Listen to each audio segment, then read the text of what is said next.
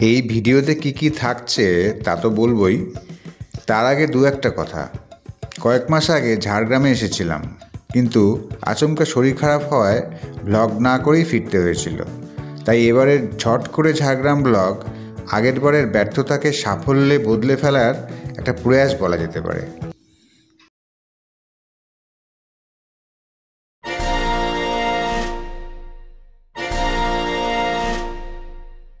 26 জানুয়ারি 2025, পানিহাটি বৃহত্তম ট্রাফিক মোড়ে দাঁড়িয়ে আছি। 54টায় ছাড়লে হবে।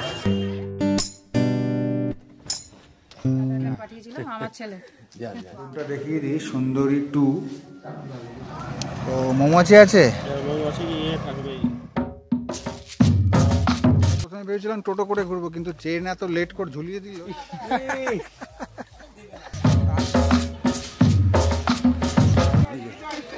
ওই যে দেখো, ওদের কাছ থেকে কেড়ে নিয়ে কি যেন খেলো।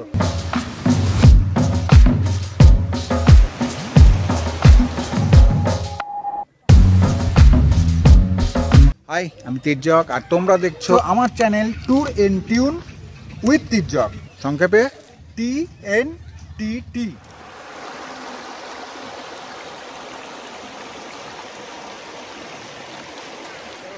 আর আমার সঙ্গে এই যে দিমিত্র, এদিকে মিঠু, আর তিনজনকে মিলে টিম 3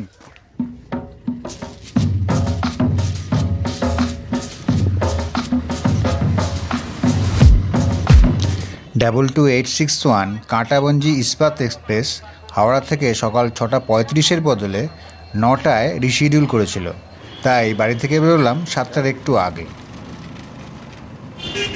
সকাল, গুড মর্নিং।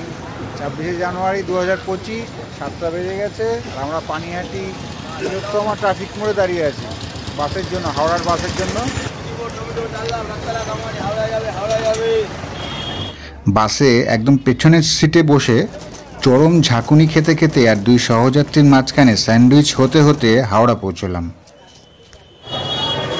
8:05 পৌঁছলাম, বিফোর টাইমে পৌঁছে গেছি। 9টায় ট্রেন। ডিসপ্লেতে দেখলাম ট্রেন রিশিডিউল, কিন্তু প্ল্যাটফর্ম পাচ্ছে না বলে দেয়নি। আমরা টয়লেট ইত্যাদি টুকটাক কাজ সেরে একটু চা খাবো ভাবলাম, কিন্তু হাওড়া স্টেশনের ভেতরে মনে হলো চা নিষিদ্ধ। তাই কফিকেই কাফি মনে করে খেয়ে নিলাম। অনেকেই জানেন ও জানো যে ঝাড়গ্রাম যাওয়ার সবচেয়ে ভালো দুটো ট্রেন হলো বরবিল জনশতাব্দী ও ইস্পাত এক্সপ্রেস। তবে দুটো ট্রেনকেই অল্টার করে রিশিডিউল বা লেট করানো হচ্ছে। যেমন 26 জানুয়ারি ইস্পাতকে করা হলো পরের দিন জনশতাব্দীকে। 12021 বরবিল জনশতাব্দীর নর্মাল টাইম সকাল 6:20 হাওড়া থেকে। জানুয়ারি থেকে হয়তো 5-10 মিনিট পিছিয়েছে। ঝাড়গ্রামের টাইম 8:24। সেকেন্ড সিটিং বা 2S basic fair 115, AC chair car বা সিসির ভাড়া 360। আর 22861 কাঁটাবঞ্জি ইস্পাত এক্সপ্রেসের নর্মাল টাইম সকাল 6:30, জানুয়ারি থেকে 6:35 করেছে সম্ভবত। ঝাড়গ্রামের টাইম 8:38। 2S বা সেকেন্ড সিটিং ভাড়া 100, সিসি বা এসি চেয়ার কার 340, আর 3AC 555। একটা ব্যাপার, কাঁটাবঞ্জি ইস্পাত নামে সপ্তাহে 4 দিন চলে, মঙ্গল, বৃহস্পতি, শুক্র ও রবি। আবার 12871 তিতলাগড় ইস্পাত এক্সপ্রেস চলে সপ্তাহে 3 দিন, সোম, বুধ ও শনি। টাইমিং ও ভাড়া একই, শুধু ট্রেন নাম্বার ও ডেস্টিনেশনে পার্থক্য। আর অন্য সময়ের ট্রেনের মধ্যে 12813 স্টিল এক্সপ্রেস প্রতিদিন বিকেল 5:20 ছেড়ে 7:30 ঝাড়গ্রামে পৌঁছয়। 22891 হাওড়া রাঁচি সুপারফাস্ট এক্সপ্রেস বুধ, বৃহস্পতি, শনি দুপুর 12:50 ছেড়ে 3টে ঝাড়গ্রাম।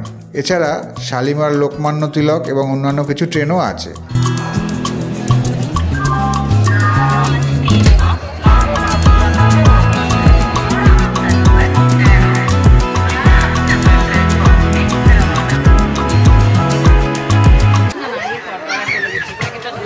আমাদের 43, 44, 45 D2 অবশেষে উঠেছি। 9টা বাজতে চলেছে প্রায়।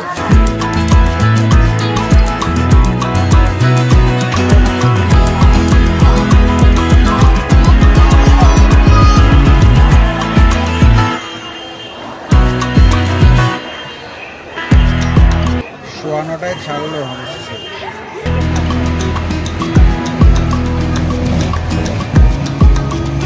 ব্রেকফাস্টটা ট্রেনেই করতে হচ্ছে, ওখানে কি করার কথা ছিল। ব্রেড অমলেট নিয়ে নিলাম 3টে, 50 টাকা করে, 10টা 8।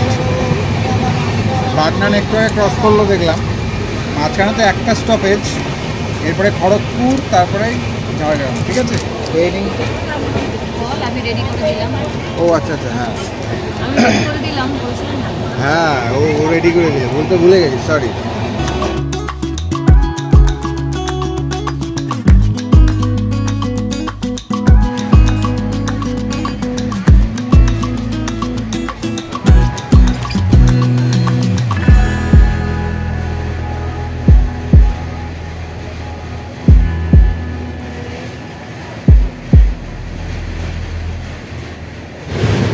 রূপনারায়ণ ক্রস করলো জাস্ট, হাওড়া জেলা থেকে পূর্ব মেদিনীপুর জেলায় প্রবেশ করলাম আর কি।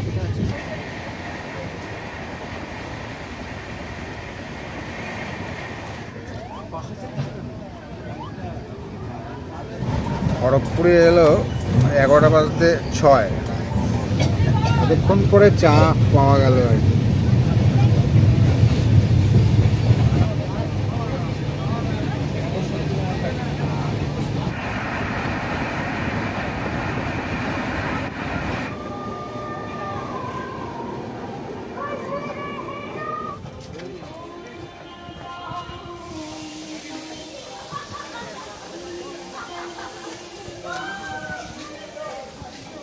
11:38-এ পৌঁছলো ঝাড়গ্রামে। হ্যাঁ, আর এখানে এই যে সাধারণতন্ত্র দিবস তো 26শে জানুয়ারি, এখানে গান্ধীজি আর নেতাজির ফটো দিয়ে শ্রদ্ধা জানিয়েছে, বেশ সুন্দর লাগছে দেখতে।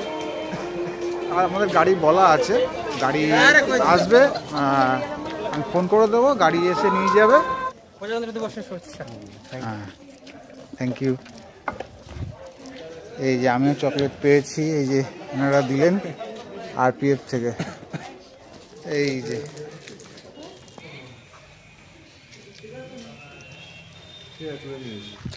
আমাদের গাড়ি ঝাড়গ্রাম স্টেশনের বাইরে দাঁড়িয়ে আছে, মানে একটু অফ সাইডে অবশ্য, মানে এই যে ঝাড়গ্রাম স্টেশনটা পেছন দিক থেকে এসে টাইম টেবিলটা দেখতে গেছিলাম, ওই জন্য আবার ওদিকে টিকিট কাউন্টারের ওদিকটা বেরিয়ে গেছিলাম, বেরিয়ে গিয়ে আবার এসে ব্যাক করে আবার এলাম।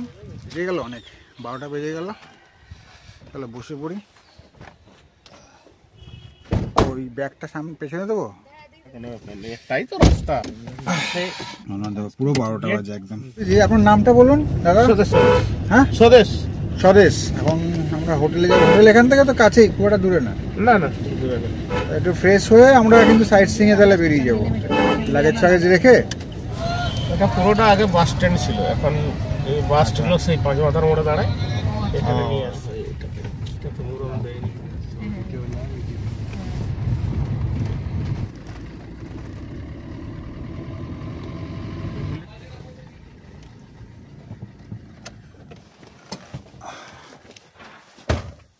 এইটা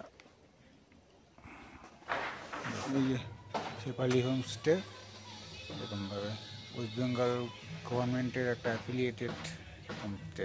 কথা হয়েছে দেবাশিস। আচ্ছা আচ্ছা, ঠিক আছে। ওরই আধার কার্ড পাঠিয়েছিলাম, আমার ছেলে। বাবা, ছেলে তো বাবার থেকে লম্বা। হ্যাঁ, আমার থেকেও লম্বা হয়ে গেছে। আর কে বাবা কে ছেলে, এই যে ছেলে ওই বাবা। আসুন। হ্যাঁ, হ্যাঁ, জুতোগুলো এখানে এখানে রেখে দেবো। হ্যাঁ হ্যাঁ, ঠিক আছে। এখান দিয়ে ঢুকে, এখান দিয়ে সিঁড়ি।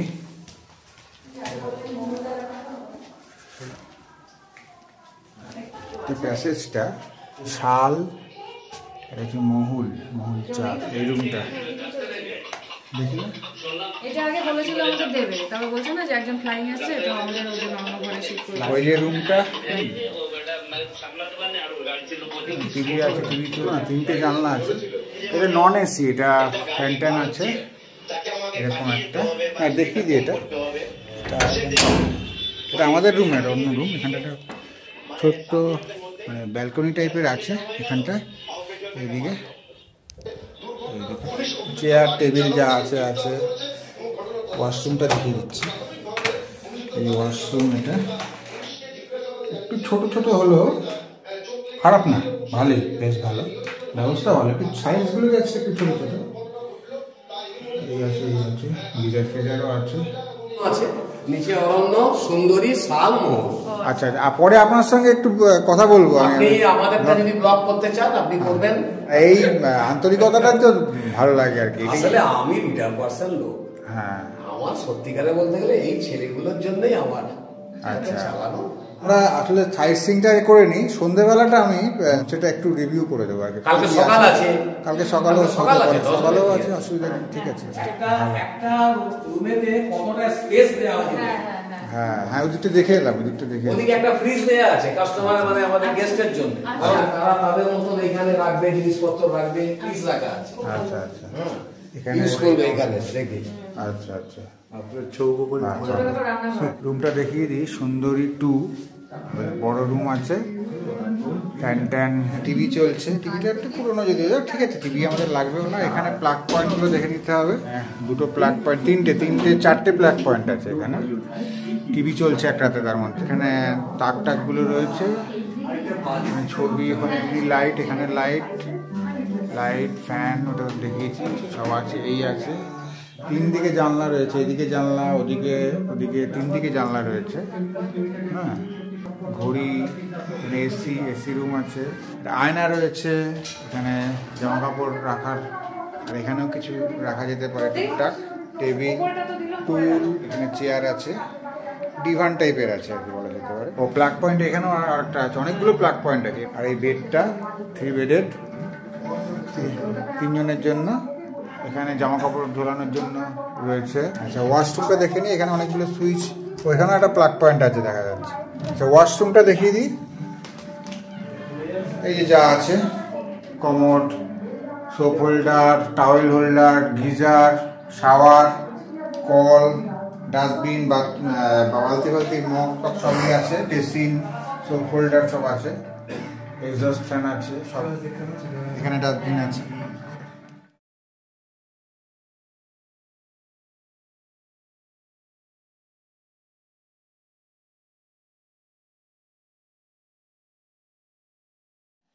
এই যে আমাদের চা দিয়ে গেছে, তো চা বিস্কুট খাচ্ছি আর কি।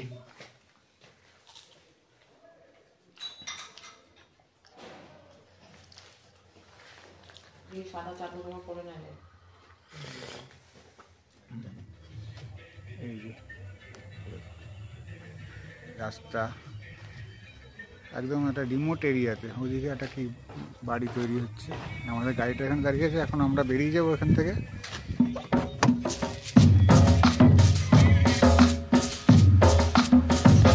কনক দুর্গা মন্দির। আর এটা কত দূর এখান থেকে? হবে 10-12 কিলোমিটার। 10-12 কিলোমিটার। আচ্ছা, কতক্ষণ লাগবে? আধা ঘন্টা ধরুন না, আধা ঘন্টা। আচ্ছা, আধ ঘন্টার মতো লাগবে। কনক দুর্গা মন্দিরে যাবো আমরা।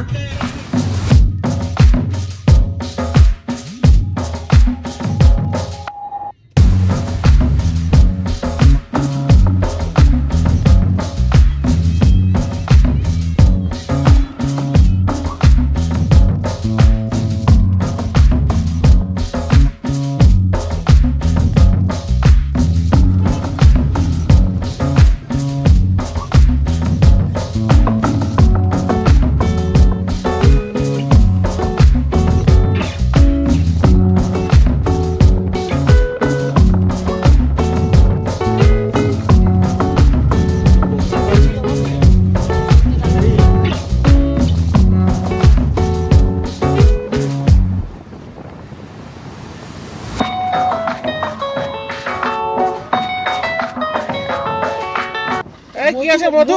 ভেঙেছি পনে। হ্যাঁ, ওইটাই তো বলছি। একটুকু পিয়েছি, অর্ধেক দিয়েছি মালিককে, অর্ধেক আমি নিলাম। এটা কি দাম রেখেছে? এই 600 টাকা কিলো বাবু দিলাম। ও, মৌমাছি আছে, থাকবেই। অতটা লাগবে না গো, অতটা লাগবে না। কিছুক্ষণ আগে চাক ভেঙে আনা মধু, আদিবাসী ছেলেটিও ড্রাইভারের কথায় কিছু দরদাম করে 350 টাকায় 1 কেজি মধু কিনেই ফেললাম। পরে বাড়িতে এসে মধুতে পড়ে থাকা মৌমাছিগুলো ছেঁকে নিয়েছিলাম। তো আমরা নেমেছি কেন্দুয়াতে 2 মিনিটের জন্য। এই যে আমার উপরে যে গাছটা রয়েছে, তেঁতুল গাছ না, এই এই এই গাছটাতে অনেকগুলো বাসা রয়েছে পাখি। এখন পাখিগুলো নেই, বর্ষার সময় আসে, ফলে বর্ষার সময় পাখিগুলো আসে এই জায়গাটায়। এই কালো কালো যে এগুলো বাসা, পাখির বাসা।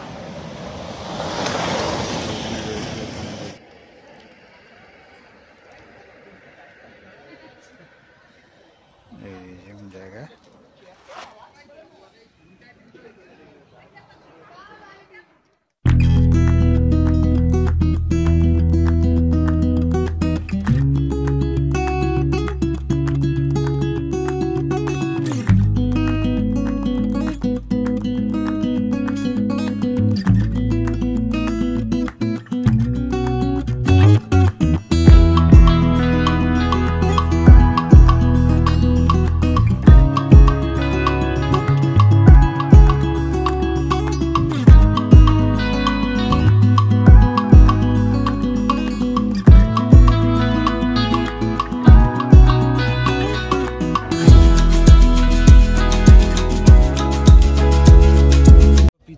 বাপরে কি নাম দেখ, হ্যাঁ রক্তপিতা গাছের নাম। তাই কোথায় লেখা?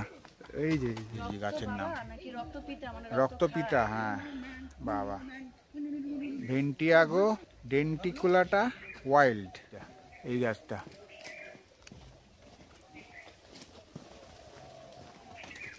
একটা বুনো বুনো ব্যাপার আছে কিন্তু এই গাছটার মধ্যে, বেশ ভালো রকম।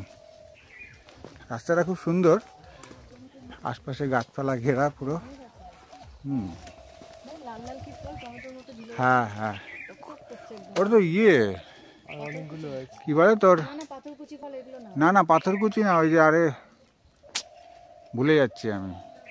আমরা প্রথমে ভেবেছিলাম টোটো করে ঘুরবো, কিন্তু ট্রেন এত লেট করে ঝুলিয়ে দিল, যার জন্য আমরা গাড়িটা নিলাম। ওই যে মিঠু ওখানে ঝোল খাবে মনে হয়, ঝোল খাবে মানে দোল খাবে আর কি, ঝুলবে আর কি। কাণ্ড দেখো, কাণ্ড দেখো। ও যেটা বলছিলাম যে গাড়িটা নিলাম এই জন্যই যে যাতে তাড়াতাড়ি হয়, যতটা সম্ভব তাড়াতাড়ি দেখে নিতে পারে জায়গাগুলো। আমাদের তো পিক আপও করেছে, পিক আপ করে হোমস্টেতে ছেড়ে দিয়েছে, তারপরে এই পুরো জায়গাটা ঘোরাবে আর হোমস্টেতে ছেড়ে দেবে। টোটাল 1800 টাকা। ওই ওখানে হনুমান দেখো, ওর হাতেই ওই যে হনুমান, ওই যে দেখো হনুমান, ওদের কাছ থেকে কেড়ে নিয়ে কি যেন খেলো। বাপ রে বাপ, এখানে প্রচুর হনুমান আছে। আমি যেন আমার সানগ্লাসটা পকেটে ঢুকিয়ে দিচ্ছি, যদি নিয়ে যায় এখান থেকে ট্রাইপডটা। আমি হ্যাঁ ওদিকেও কিছু আছে, আমি আর দেখাবার করছি না। ওই যে ওখানটা গিয়ে কিছু এদিক ওদিক দেখে নিতে হবে। আচ্ছা পুজোর, আচ্ছা মন্দিরটা হচ্ছে, এটা মন্দিরের ভেতরে তো অ্যালাউড না ভিডিও ফটো কিছু। মন্দিরটা আমি ভিডিও করে দেখিয়ে দিচ্ছি বাইরের থেকে যতটা যা পারা যায়। ঝাড়গ্রাম স্টেশন থেকে প্রায় 16 কিলোমিটার দূরে চিল্কিগড়ের কনক দুর্গা মন্দির গুগল ম্যাপ অনুযায়ী। এই মন্দিরের ইতিহাস কম বেশি 500 বছরের পুরনো। চিল্কিগড়ের সামন্ত রাজা গোপীনাথ সামন্ত নাকি স্বপ্নাদেশ পেয়ে এই মন্দির তৈরি করান। তার রানীর হাতের সোনার কাঁকন গলিয়ে সোনার দেবী মূর্তি তৈরি হয়, নাম হয় কনক দুর্গা।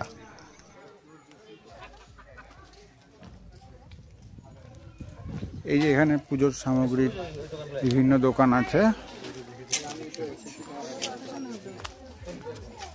এই জন্য একটা লাঠি রেখে দিয়েছে দোকানে হনুমান তাড়াবার জন্য।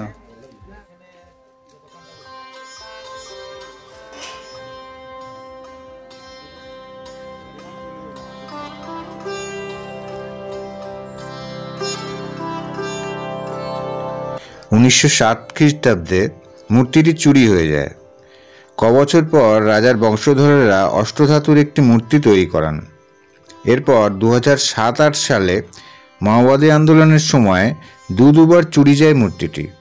তারপর যে মূর্তি নির্মাণ করা হয় সেটাই এখন রয়েছে।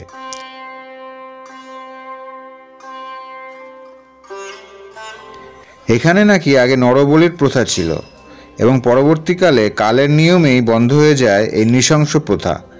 তবে এখনও এখানে পাঁঠা বলি হয় প্রতি বছর দুর্গাপুজোর সময়। উপরে উঠছি না, ওখানটায় এই হনুমানটা রয়েছে, হ্যাঁ, যদি আবার টান ফান দেয় ট্রাইপড নিয়ে আছে। যাই হোক, এই যে বলিকাঠ রয়েছে এখানে দেখতে পাচ্ছি এই চত্বরটায়, এই যে এইখানটায় জুম করে দেখাচ্ছি। আর এখানটায় হচ্ছে যজ্ঞস্থল। হ্যাঁ, যজ্ঞস্থল এই জায়গাটা। হ্যাঁ, এই চত্বরটা আর কি যজ্ঞ টজ্ঞ হয় বা পুজো হলে তখন এখানে লোকজন থাকে।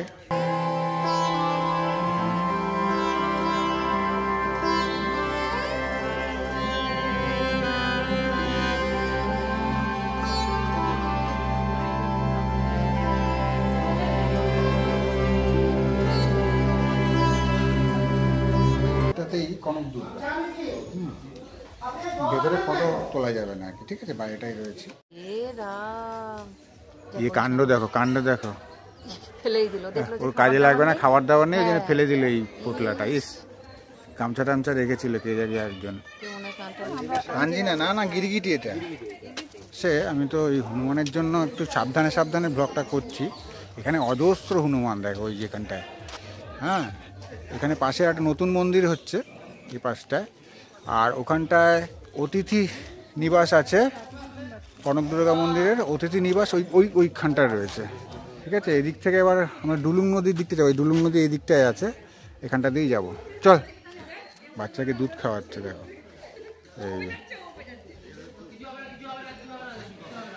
এই প্লাস্টিক মুক্ত এলাকা, ধূমপান মুক্ত এলাকা। ডুলুং নদীটা এই দিকটায় পড়বে, এদিকেই হবে, এইদিকেই হবে। ওই দিক দিয়ে দুজন আসছে, ওই দিকটাই মনে হয় সম্ভবত হবে।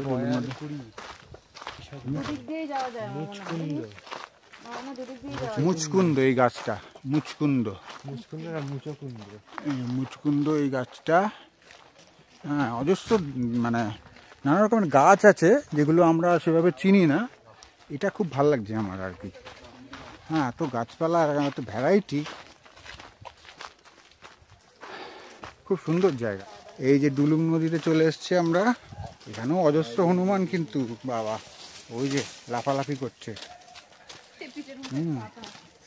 খেলা করছে বা মারপিট করছে আর কি। ডুলুং নদীতে জল আছে মোটামুটি, স্রোত নেই। এই যে ডুলুং নদী, বেশ সুন্দর জায়গাটা। এই যে এখানে এই যে নদী, এখানে কিছু লোকজন রয়েছে, টুরিস্ট রয়েছে। আর এখানে তো ছোলা, বাদাম, মটর, এগুলো কি ইয়েকে খাওয়ানোর জন্য ওদের? ঠিক আছে, এখানে আছে সমস্ত খাবার দাবার। চলো আমরা নদীর পাড়টায় ঘুরে আসি, নদীর ওই দিকটায় যাই, চট করে দেখে চলে আসবো। এখানে অনেক পাথুরে ব্যাপার স্যাপার রয়েছে। মালভূমি অঞ্চলের যে বৈশিষ্ট্য সেটা এখানে রয়েছে, বালি পাথর সম্ভবত এগুলো সব। এদিকে এখানে বালি রয়েছে, নদীর তীরের বালি, সমুদ্রের তীরে যেমন থাকে বালি ওরকম, তাদের একটু কাঁকড়যুক্ত বালি। হ্যাঁ, বালিগুলো মিহি না। এই হচ্ছে ডুলুং নদী, অল্প অল্প স্রোত রয়েছে। এখানটা দাঁড়িয়ে কিছু ফটো ফটো তুলবি না? এখানে দাঁড়িয়ে ওদিকে যাবো।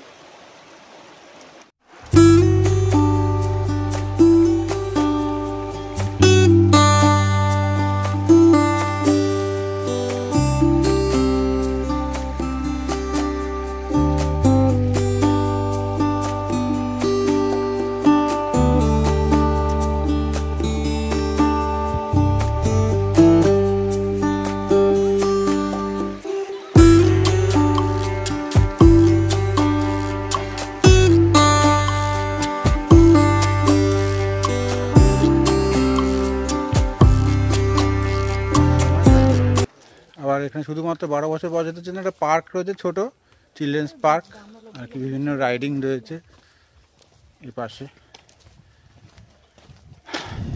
এই যে কার পার্কিং নিল এখানে 50 টাকা। তো এরপরে আমাদের গন্তব্য হচ্ছে চিল্কিগড় রাজবাড়ি, তাই তো? ওটা তো মানে ভগ্নদশা না, খুব ভালো অবস্থায় নেই। না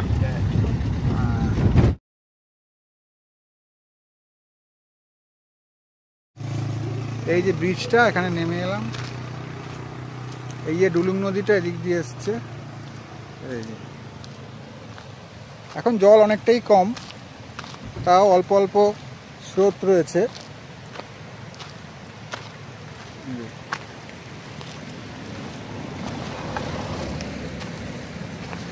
সব প্লাস্টিক রেখেছে।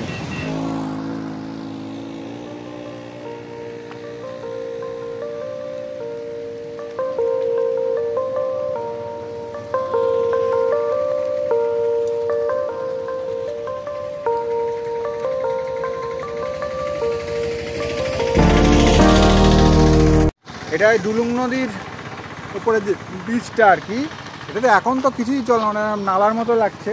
হ্যাঁ, কিছু নোংরা টোংরাও ভেসে এসছে দেখলাম ঠিকই। জায়গাটা সুন্দর, এবং বর্ষাকালে এই জায়গাটা, এই ব্রিজটা পুরো ভেসে যায়, এর উপর দিয়ে জল বয়ে যায় এর উপর দিয়ে। হ্যাঁ, তখন এলে এর সৌন্দর্য অন্যরকম। তখন অনেক সময় যাতায়াত বন্ধ হয়ে যায় এপার থেকে ওপার।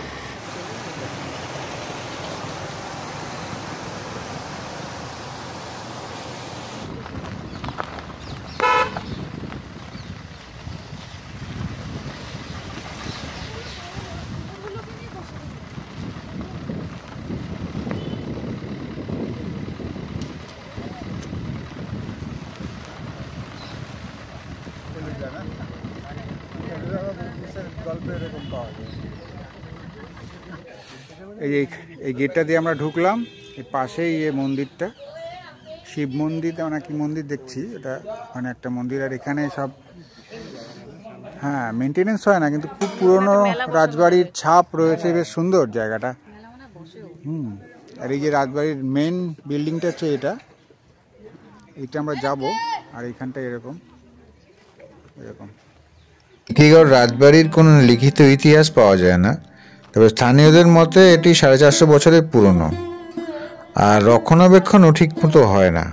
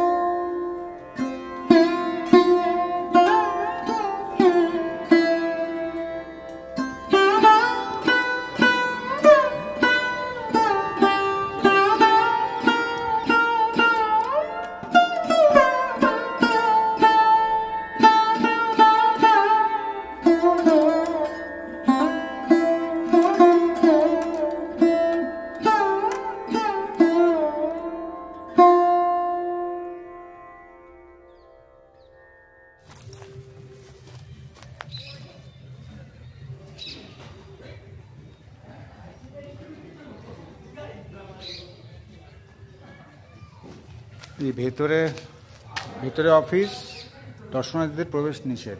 আর এখানে রথ রয়েছে, এখান থেকে মানে রথ বেরোয় রথের সময়। আর এর পাশে এটা ভাঙাচোরা, এটা তো অ্যাবান্ডেন্ট মনে হচ্ছে। আর ওখানটার দরজা দেওয়া রয়েছে, এখানে একটা মন্দির টাইপের আছে মনে হয়, কিছু একটা মন্দির, সম্ভবত ওং লেখা রয়েছে, তার মানে বোঝা যাচ্ছে মন্দির বা ওরকম কিছু একটা আছে।